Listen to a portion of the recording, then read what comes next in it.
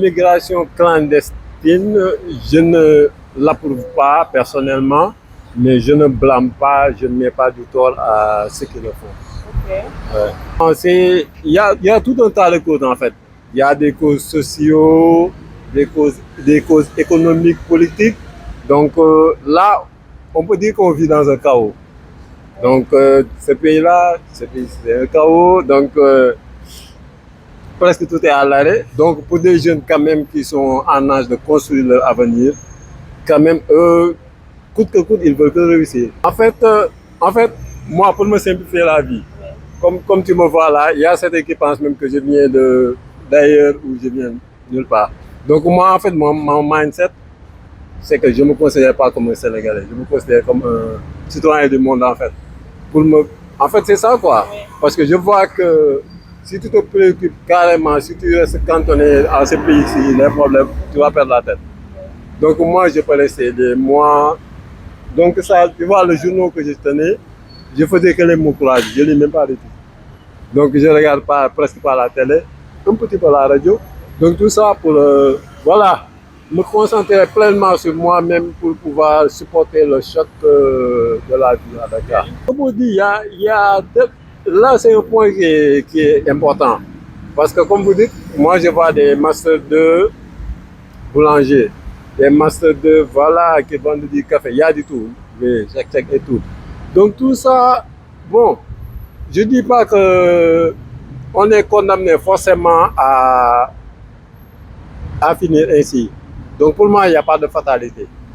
Moi, je me dis que dans la vie, je ne me cantonne pas. Moi qui te dis, je peux avoir 50 spécialités, je m'ouvre à tout. Donc je me dis, tous les moyens sont bons. Quand tu es jeune, ne te dis pas que c'est les diplômes seulement. J'ai des diplômes. Là, c'est mon domaine, sinon je ne vais rien faire. Moi, j'ai mes diplômes. Par exemple, vous me voyez dans la vie de tous les jours, dans d'autres milieux. Il y en a, ils ne pensent même pas que je parle un mot de français. Je peux être agriculteur aujourd'hui. Je peux être maçon demain. Ça dépend. Je paye tous les habits. Donc tout ça, pour avoir des voies et recours pour se faufiler, pour essayer d'avoir une issue favorable.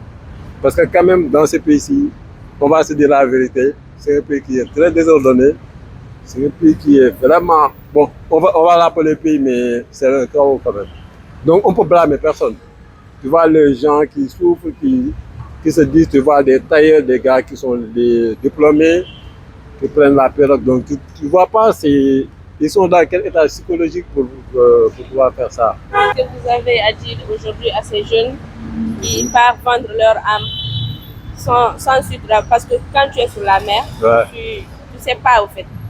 Tu as deux sens. Soit tu rentres, soit tu ne rentres pas. Donc, qu'est-ce que vous avez à dire à ces jeunes qui...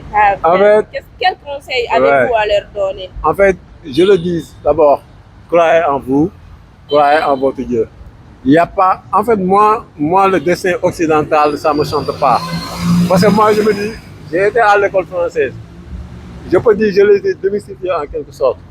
Donc, moi, le rêve européen, bon, ça, c'était nos rêves de grand-père, mais si tu vois l'Europe, en fait, si tu fais des recherches profondes, tu vois que là-bas, c'est un chaos. Voilà. En fait, il faut voir ceux qui font ça. Comme on dit, easy come, easy go. Quand ça vient facilement là, ça va très, très facile. Donc, ça dépend, tout le monde assume.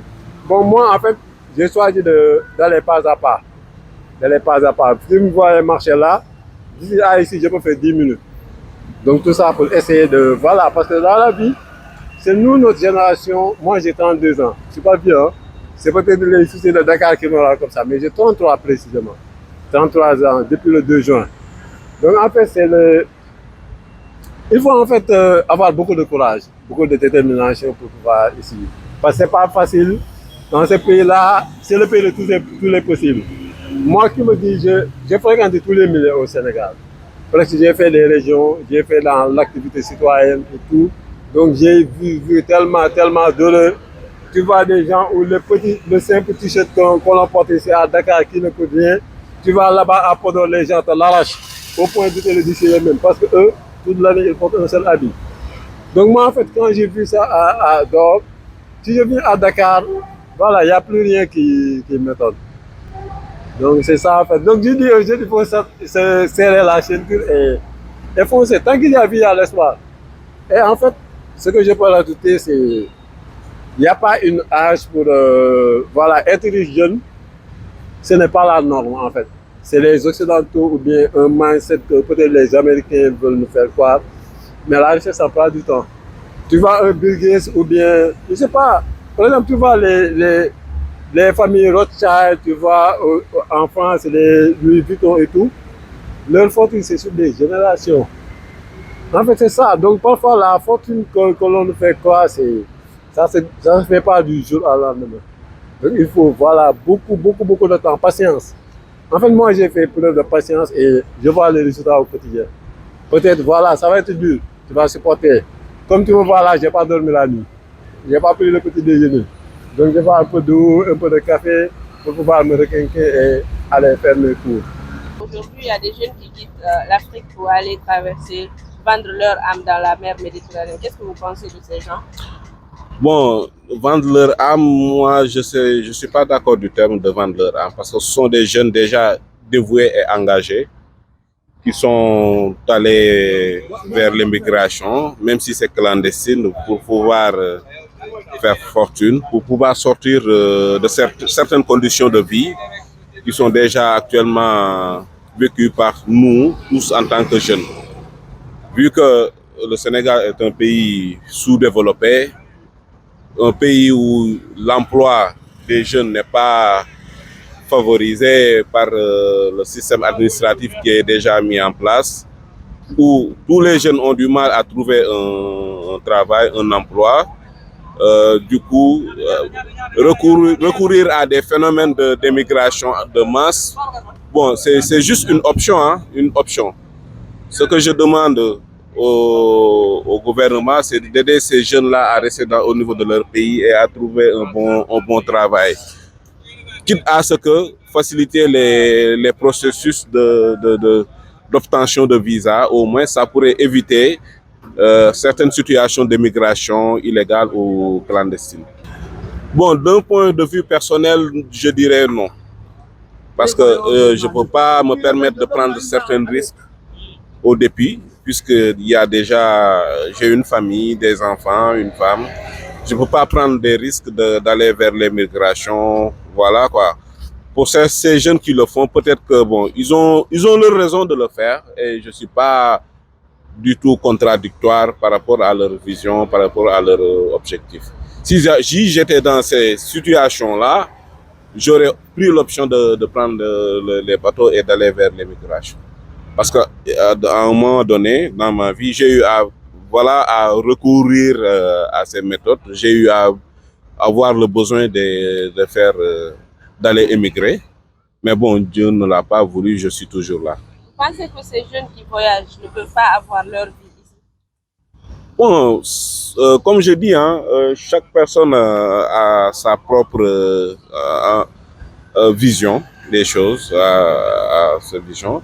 Mais je sais que s'ils avaient la possibilité d'avoir une vie, d'avoir quelque chose ici, ils allaient rester, comme tant d'autres. Si d'un point de vue personnel, vous voyez les jeunes qui sont là, ils ont leur métier, ils sont en train de faire de la mécanique. Mais par exemple, si vous voyez la majeure partie des jeunes qui vont prendre les pirogues, ce sont des jeunes pêcheurs d'habitude. La majeure partie, ce sont des jeunes pêcheurs qui vivent de la pêche. Vu que l'océan que nous disposons a été pris et mis aux mains des Occidentaux qui viennent pêcher au niveau de nos côtes et prendre tous les produits de mer, je ne trouve pas d'autre issue que de prendre la mer et de partir. Vu qu'il n'y a pas de poissons, ils ne peuvent plus pêcher. C'est-à-dire qu'on est obligé de revenir au point de départ, qui est toujours cette administration, qui est toujours ce gouvernement. Parce que la solution, ça doit venir d'eux. Ils doivent prendre des solutions, trouver des solutions radicales.